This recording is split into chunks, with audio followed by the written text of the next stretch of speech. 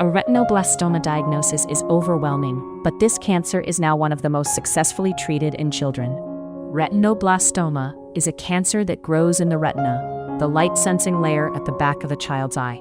Most children are diagnosed before age 5. It may affect one eye or both, sometimes linked to a gene called RB1. Doctors have 4 goals in order: save the child's life, save the eye, preserve vision, and prevent recurrence.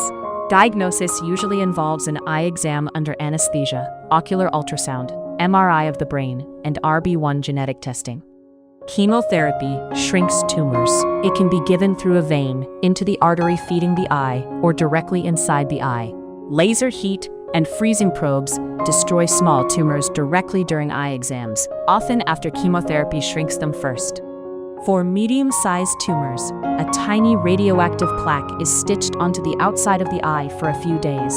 When the eye cannot be saved safely, surgeons remove it and place an implant. A realistic prosthesis is fitted later. Most plans combine treatments. Chemotherapy may shrink tumors first, then laser, freezing, or injections finish the job. Side effects like low blood counts, tiredness, and hair loss are common with chemotherapy and are carefully monitored. After treatment, regular eye exams continue for years. Genetic counseling helps families understand risks for siblings.